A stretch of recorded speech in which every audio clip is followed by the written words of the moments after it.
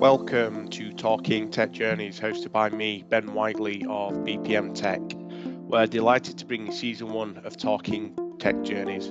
The aim is clear, to bring you some of the most engaging and respected figures within tech and transformation, providing a snapshot of their journeys to share knowledge, ideas and insights on all things tech and transformation. Sit back, relax and enjoy the journey. Welcome to Talking Tech Journeys Season 1. I'm Ben Whiteley, delighted to be joined by Jack Wood, Clinical Solution Architect at Specsavers, an experienced technology leader across clinical systems with a focus on strategy, architecture, application management, and business process. How are things? Hey, Ben. I'm good, thanks. How are you? Yeah, good. Thanks very much for joining. Looking forward to this. So I know last year when we were talking, you were out and about sailing across Greek islands. How was that? Always challenging yourself, learning new skills, and enjoying yourself at the same time. Really good. I'm becoming a okay sailor. I'm being allowed to use the anchor, and if we're far enough away from other boats, they might let me steer. So always good fun. Love a bit of sunshine, and the Greek islands are really beautiful. Thanks for joining, and we'll get straight onto it. So, taking you back, how, why, and when did you first become interested in healthcare and technology? That's a great question. By accident, more than anything, I would say, Ben. I've always been techie, but I think I fancied myself more as a pilot when I was younger. Have the absolute pleasure of being born at the wrong time for that. So when I sort of got to the point where I'd left school, got myself sort of established, and went, I'll have a look at training. There must be some great packages out there. I'm sure BA would want me. The financial crash hit, and 2008 killed, I think, all of the sponsorship and training programs. But as I said, I've always been a bit of a techie. So I got myself into my first job, just trying to earn some money to pay the bills and go to the pub. And it was a bit of a technology driven job. So it got a flavour for, I suppose, technology and for helping people solve problems, which is more of where my interest is. And then I suppose the more people you meet working in tech, the more you realise that there's quite a diversity to what it is, and it's a bit more interesting than possibly the TV lets on with sort of caricatures of techie people. So it became more interesting. I think as well from a healthcare perspective and working in health, I'm very interested in my health in particular. It was a really big thing for me in my early 20s. I got really into my fitness and trying to make sure that I was as healthy as possible. So the two things slowly merged to be an interest, I suppose, for me. Yeah, a combination of passion and in health and technology. So yeah, I mean, you've made a career out of it, which we'll explore throughout the episode. So just in terms of your first job, then, I mean, what did that sort of consist of? How did it come about? And like say, 2008, not the easiest of times in terms of starting out your career. Yeah. I suppose, coming out of school and coming out of college, wasn't 100% sure what I wanted to do. So I knew I wanted to travel, and I knew I needed money for that. So I was at college working in a warehouse. So I knew I didn't want to do that for much longer. So managed to get myself in with a company called Sitel, who are a big outsourcer for sort of contact centers. Working with Philips Electronics on high-end TV and audio systems. Spent a little bit of time on the phone answering calls and explaining to people that didn't know very much about what they were doing how to work their new £3,000 television. Which is a joy that everyone should have in their life. Talking of Rishi Sunak's national service, that could be one of the options. very quickly took a training role there. So after showing, I think, a bit of interest actually in it, it was an interesting role. They brought me to sort of one side, took me off the phones, and got me teaching the other people a little bit of the soft skill side as well as the technical side of it.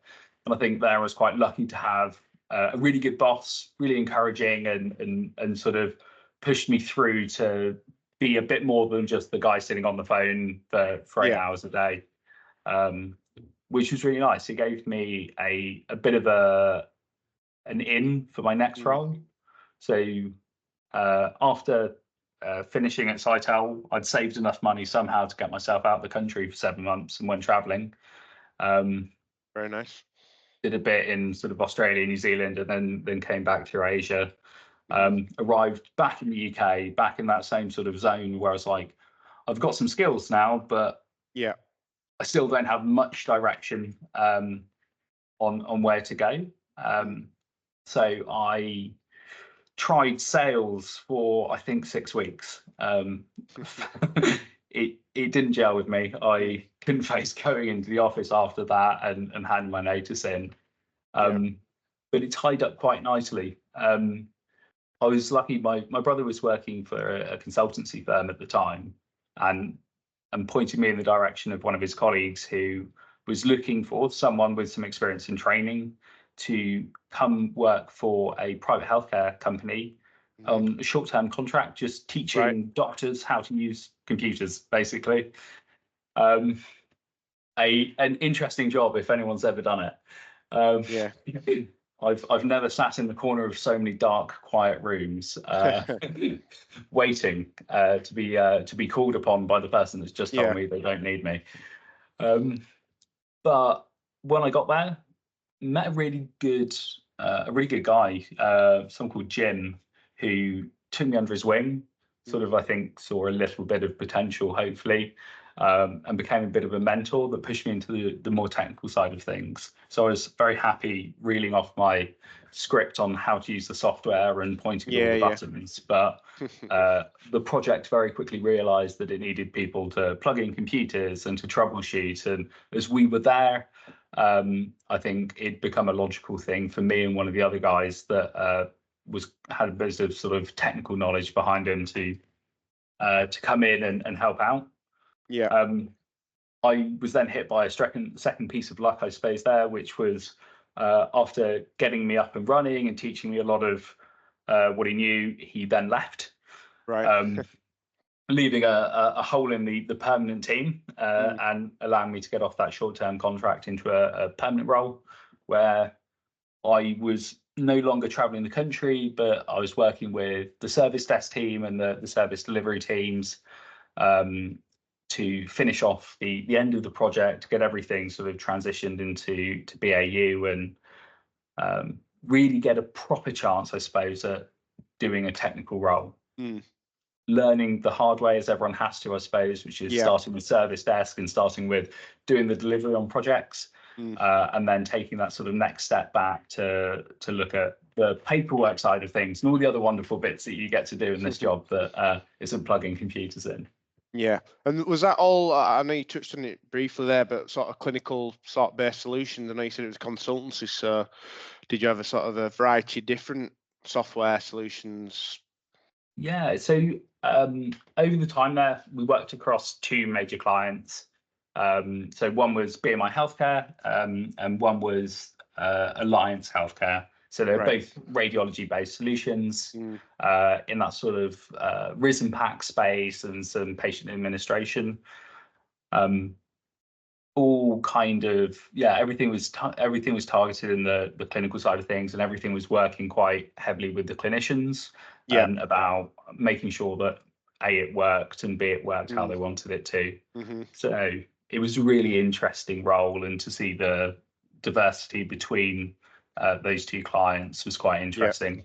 One was very digitally mature, building its own specialized products, really trying to deliver the efficiencies and saving the clicks and the seconds for people. The other was trying to catch up and get over the hurdles of some poor investment in the past. which sort of ties us in nicely into your next career sort of step, really. So you must have impressed one of them because you ended up there for 8 years. Yeah. So I suppose if you do a good enough job in any outsourcer, you do normally get poached eventually. Really, again, yeah, quite lucky. I think working for 2.5, 3 years on the BMI account, getting to know their business and being able to sort of meet a lot of people their side. I Yeah. was eventually offered a slightly different role over there. I think it came with the world's longest job title, but we settled on Pathology IT Manager Right. at some point. So there was, yeah, it was a bit different. So BMI, now called Circle Health Group's the largest provider of independent healthcare in the UK. It's got about 50, 55 hospitals, and provides a massive range of services. So going from focusing on just radiology, really, and being quite a radiology specialist, moving across to BMI, gave me the opportunity to learn pathology, which, being a diagnostics, is obviously is again in that same realm. We were sending off tests, trying to get results back, trying to get them to the doctors on time with the right criticality, etc. So I knew some of it. I understood a little bit about how the technology stack worked there. So it was a reasonable transition. I worked for the clinical team, which was an interesting jump, being a technical guy surrounded by biomedical scientists, nurses, and doctors. Meant I fixed a lot of computers in the office at the time. Being sat on the floor with them, it made it very hard to get away. What was good was it's moving sort of a relatively mature set of systems as well. People knew how they worked, knew what they were doing, and it offered sort of the first look at some, I would say, patched together sort of ecosystems. The pathology system, when I took it over, was heavily reliant on CSV files being passed across and sort of, very point solutions. So it offered the opportunity there for us to build it out and be, to a more mature, more interesting sort of set of solutions that really did drive the business. And it gave me that first understanding of how change impacts operations, because I was part of the operational team.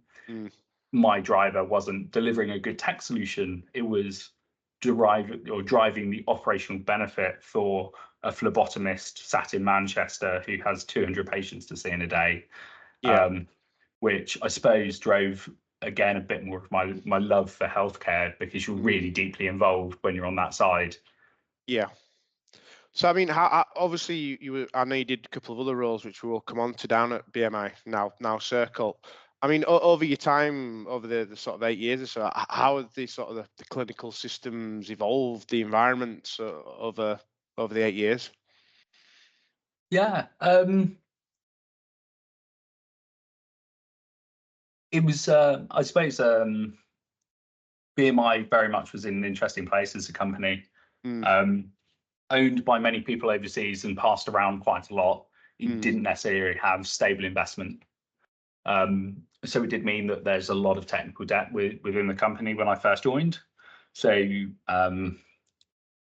there was a chunk of time paying that off, building new integration systems and having the system sort of be upgraded and the infrastructure.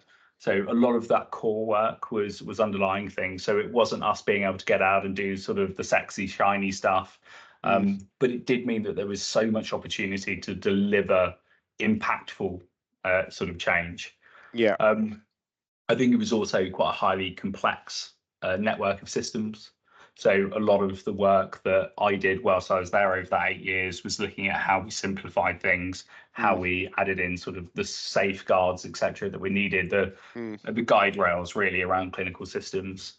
They're slightly unique in that clinical safety is at the heart of what you're doing, compared to developing something that's going to be, quick and easy. The minimum viable product standard in clinical is nearly the fully developed and fully validated product. Good point. Good point. So change is slow and change is a little bit harder there. I think. Go on, sorry. Yeah. I think the other thing that was sort of very clear and kind of comes onto my second role here was that things were very siloed and very isolated. So when I joined as Pathology IT Manager, I worked for the head of pathology in the pathology team. Okay, there was an equivalent radiology role. There was an equivalent oncology role. No one spoke to each other particularly. Yeah, right. So you would only get involved when you would find projects that were, attempting the same things, or people looking at products that you already owned, because everyone was focused on their area of the business. Again, as you know, that irked me a lot, because the business had real limits on what it could spend and how much time it had. And how much resource it had. So going into, I think, sort of 2020, I spent some time with the then CIO to shape up what a more efficient and more effective sort of function could look like. So we were maturing. I think we were maturing more from an organizational standpoint and technology standpoint, which is definitely an interesting place to be in a company. And rather than have multiple teams, we squished the teams together, and I was quite lucky in that I took on the role as sort of clinical IT service delivery manager. And I think that's where we first interacted with BPM Tech, because he kept us busy at the time. helped us with the hiring. So we put together a bit of a vision that said we're going to need a team that exists within the company that's able to deliver across three areas. So one is going to be the service, keeping the lights on, keeping things running, without a heavy reliance on external companies, and that was very much the model at the time. The second pillar to that was to have a team that understood the business, that was able to deliver a product-like role that helped with change. And then the final piece was we need some people that really understand the technology and are able to provide that design aspect. So something that crossed architecture and technology sort of delivery. They weren't one, they weren't the other, which is always fun. So we understood that from the outset. We understood the systems that we had, and we understood the ecosystem that we were sort of aiming towards. Got the first part of that team set up, which was around about 3 people. And we got the knowledge base built, and we got everyone working in harmony. We sort of established ourselves as a good team to go to, and that people knew, and proved that we could deliver some work. So that meant that going into sort of 2021, 2022, we started to review how we would make that next stage happen.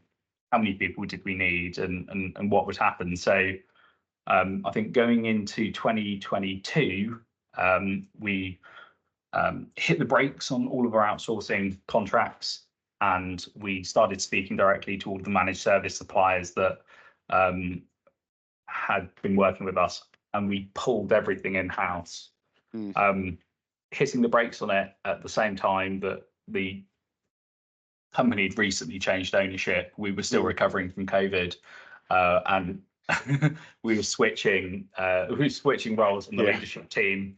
We lost probably the 2 exec sponsors halfway through, and gained a new exec team leading the business. So it was a very interesting time to throw everything up in the air, but really rewarding to be able to transform that business and really understand the priorities. It's a healthcare business. The clinical systems for healthcare businesses like that are the beating heart. When you move to electronic medical record, those things need to work spotlessly 24 hours a day, 365 days a year. Otherwise, patient care is impacted. So the exec team there saw it as a priority. We saw some ways to do it, and over I say 12 months, over 11 months, 30 days and 23 hours and 59 minutes, we managed to hire in a team. Went from a team of 3 to a team of 12, I think possibly 13 just as I left. And we managed to insource about 5 million quid's worth of contracts, I think it was, by the time we'd finished doing all the negotiations, so that we had complete control and that we had a team in there that knew what they were doing.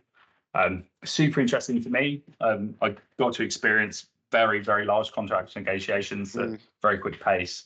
Had the most amazing head of vendor to work with, who I was sat on the phone till 7 o'clock almost every Friday night, punishing out the last few details to get a contract across to the States to see if we can work out and get it signed. I learned a lot about law, and I learned very much how little I knew.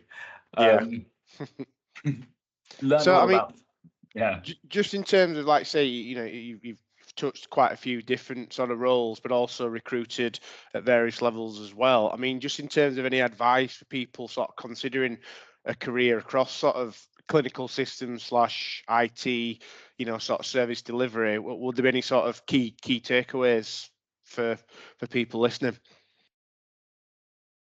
I think with clinical IT, though similar to very many roles, but I think particularly with clinical, there's a lot of complexity in the operational side. There's a lot of jargon, and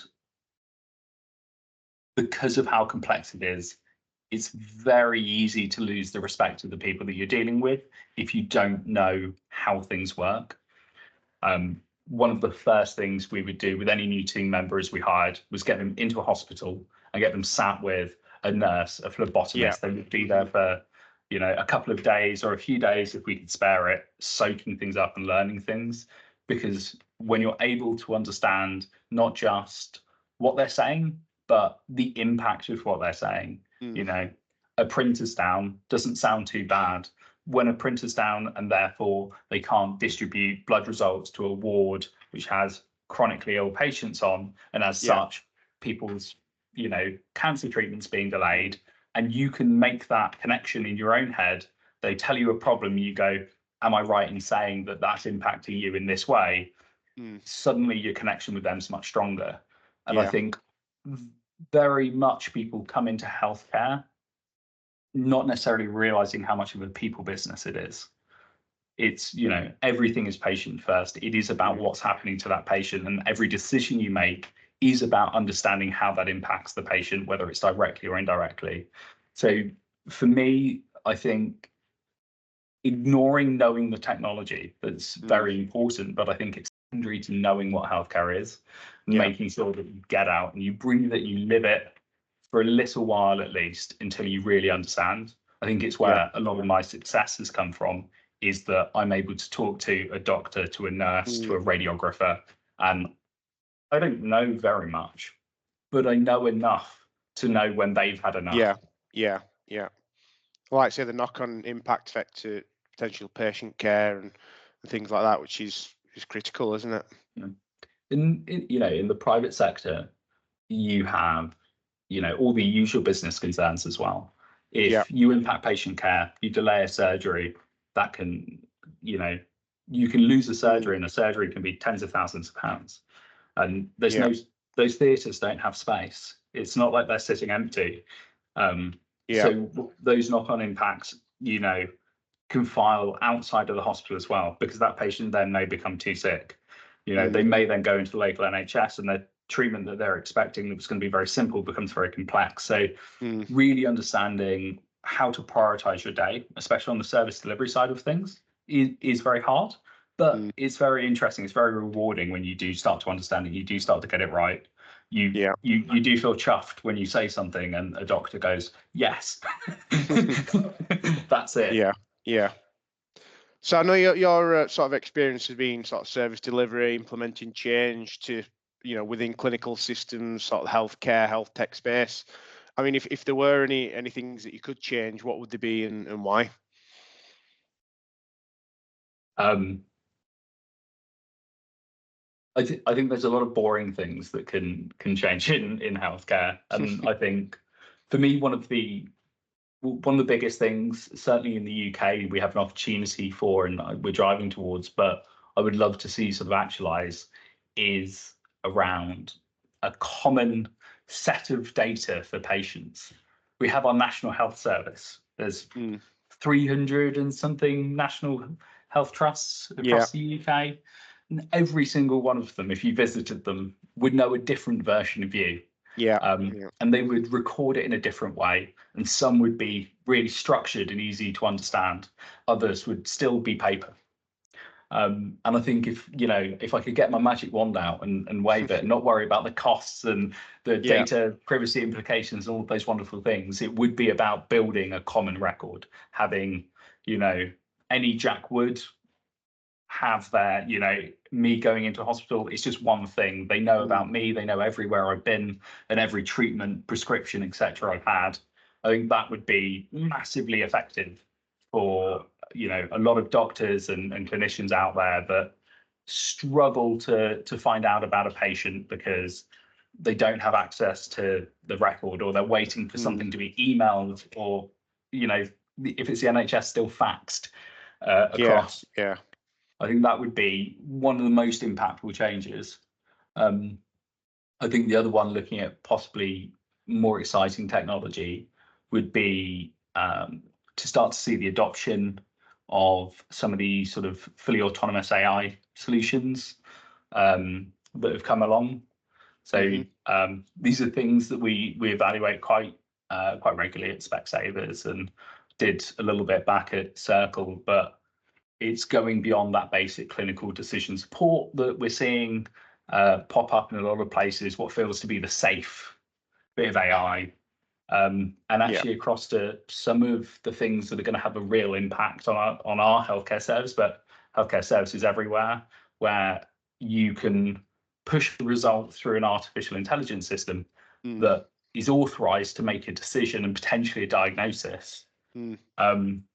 So a really clear example of this is, for instance, some of the AIs that were designed to take a chest X-ray and come back and say, we have a 95% chance diagnosis, or 95% diagnosis of COVID. And to take that out of the system where you need a person, so that we're skipping a step or we're moving a patient onto a new pathway much faster, I think would be revolutionary. I also, from a very personal perspective, think it's really interesting, and they're great systems to work on, and there's so many new questions to ask. I think we find this now when we evaluate them, we're asking over 100 questions on our initial due diligence versus about 20 that you would on a traditional software system, because there's so much more to ask.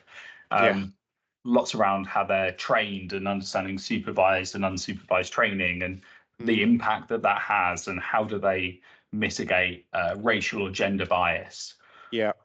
All of those wonderful things that you've never had to think about before, because it's a human interacting with a piece of software. And now we've got to understand, when that software is making a decision, how good is that decision? How good will that decision be in 6 months once we've let it loose and it's learned all of this new stuff from our data?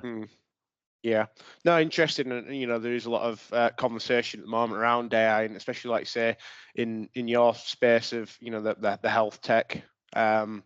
Like I say, a lot of positives, but still quite a few question marks in terms of like say validity, bias, etc., which I think people will adapt and overcome over time. Good. The patient's perspective of it, I think, is something we're seeing change. When we first started talking about AI, Watson, I think by IBM, when it was first sort of announced to the world that it was reading chest X-rays, everyone 10 years ago was saying, no, they're never going to replace doctors. No one's interested. And even at that point, we had a shortage on radiologists in the UK and generally worldwide. About 5 years ago, when we were really struggling for some of these things, people started to say, okay, it can do a first pass. It can make a recommendation. It might be able to do some prioritization. And now we're seeing the FDA, especially in the United States, are a little less risk averse than, say, Europe is, really starting to approve very specific use cases for fully autonomous AIs to deliver a diagnosis based on, particularly strict criteria. It has to be a specific CT scanner scanned in a specific way that's process in a particular way and is allowed to do it for, men over 40 in the Midwest or whatever. It gets really specific when you look at those use cases. But where they are that specific, they are very effective. Yeah. Good. So obviously you left Circle Health sort of back end of 2023 to join Specsavers. So clinical solution architect. I mean, how's your sort of remit, role, and responsibilities changed at Specsavers? Yeah, a big jump, I think, especially considering how long I'd spent over at BMI and Circle. My remit's changed quite heavily, so I've been looking at the technical side of things again. And I think the faster you grow in an organization, the bigger your team gets, the more time you spend managing and trying to make decisions and doing paperwork and admin, and less time you spend necessarily doing the technical side of the job. And I think that's really where my focus is. I really enjoy the delivering sort of technology, and there's points in your career where you have to think about what's driving you to go to work. What do you actually want out of it? What's the bit that you're enjoying and what's the bit that you're not?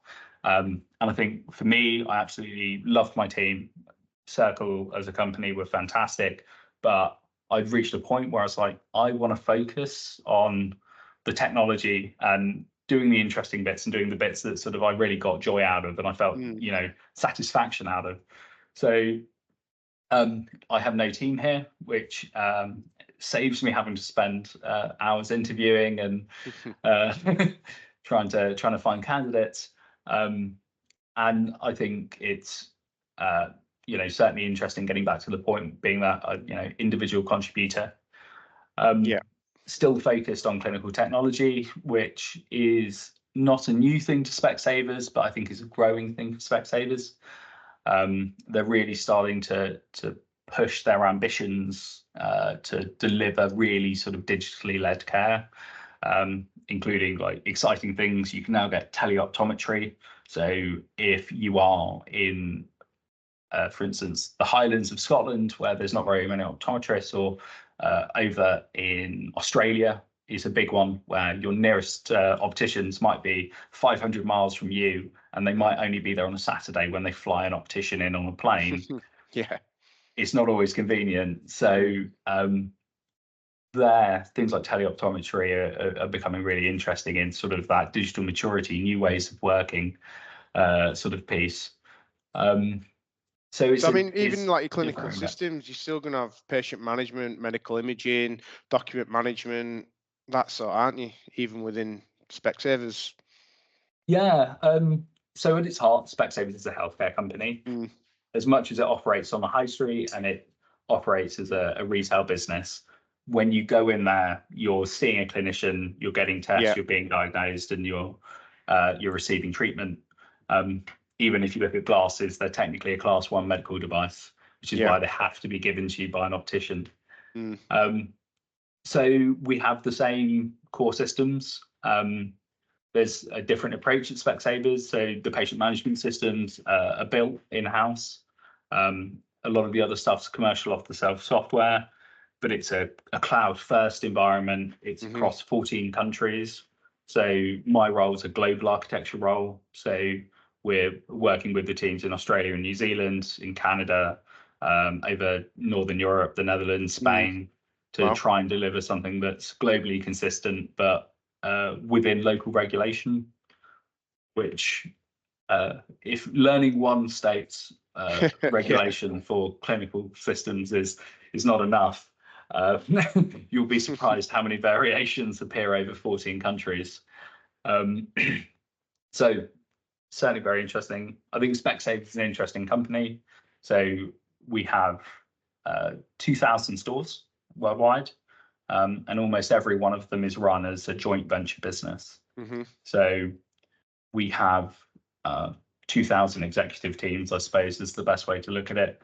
And because they're independent businesses that are operating under the Specsavers brand, the people on the ground have a lot more power, a lot more influence.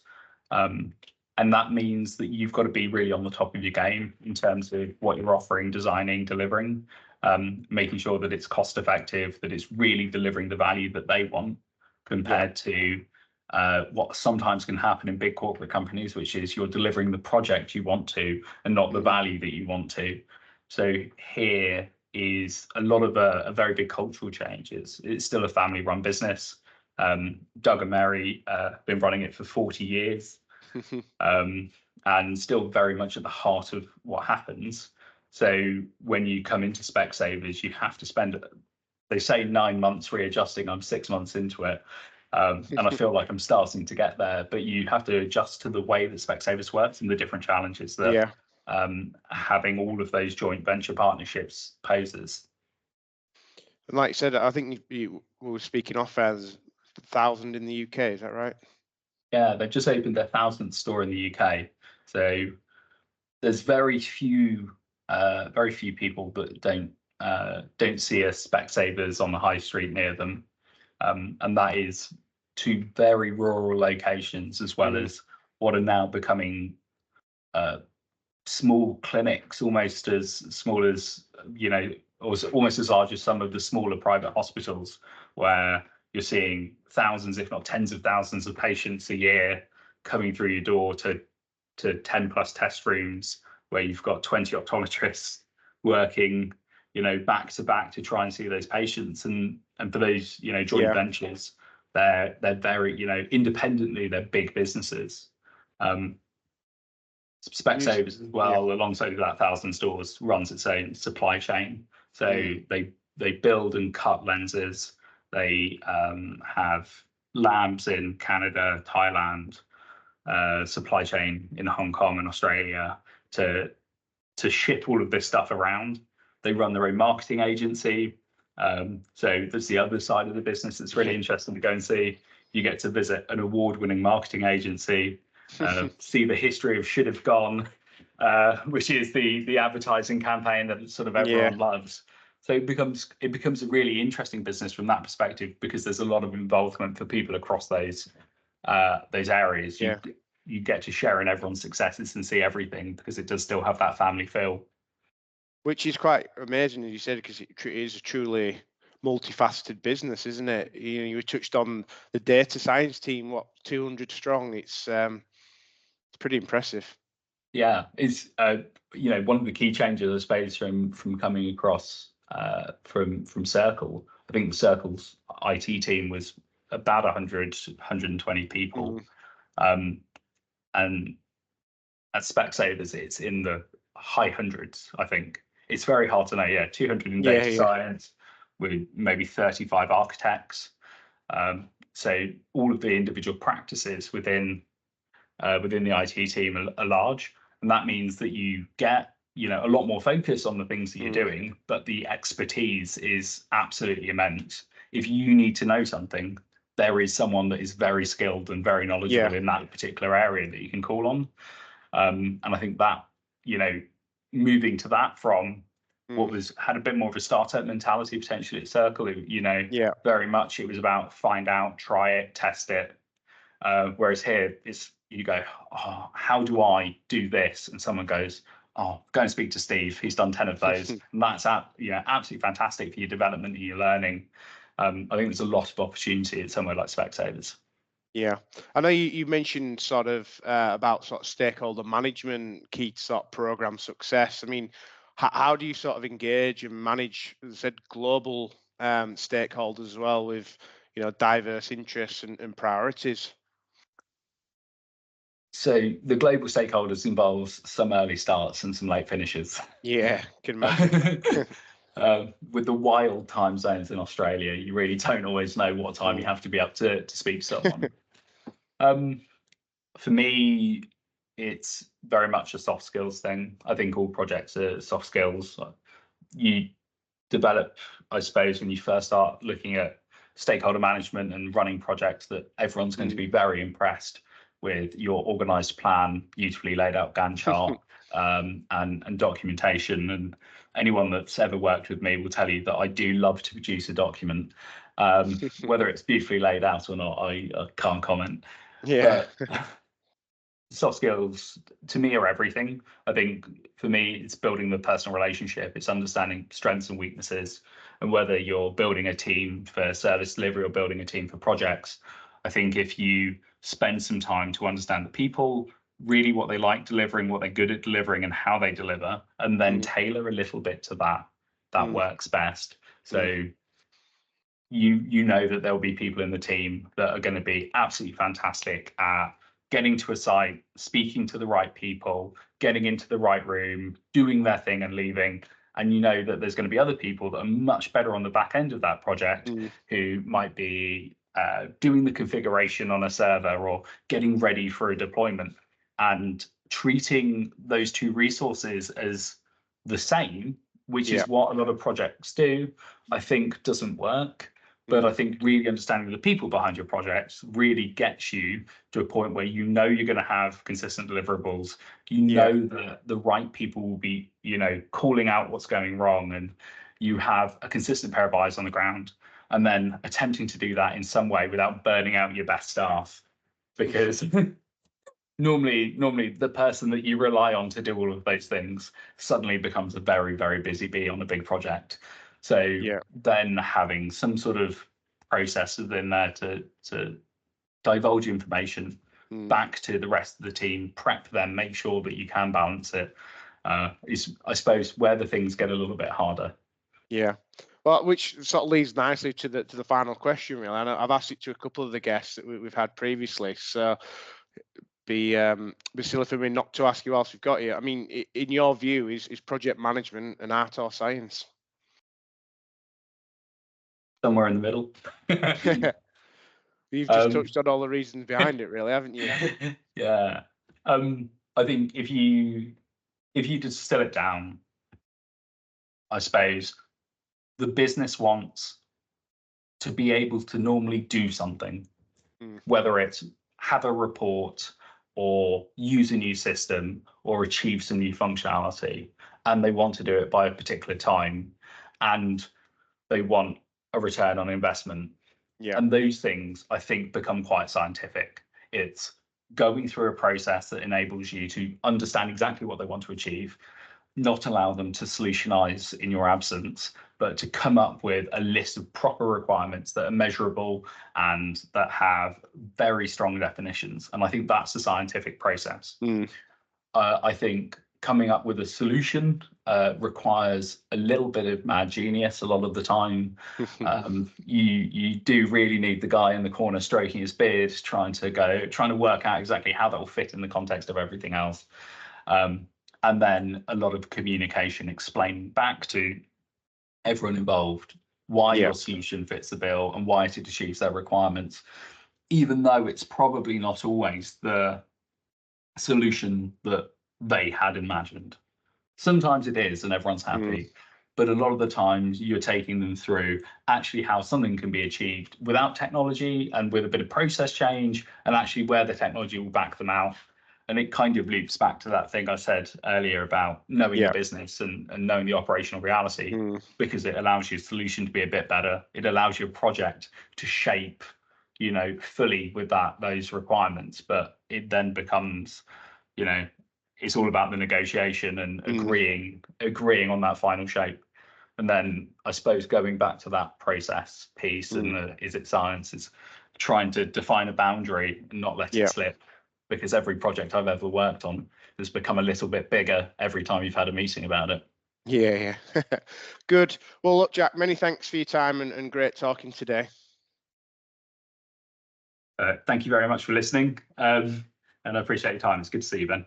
Yeah, good. I mean, just lastly to the listeners, as Jack says, thank you, and keen to hear your thoughts on the question, is project management an art or science? Thanks for listening. Thanks for listening. We hope you enjoyed Talking Tech Journeys, and we'll catch you next time.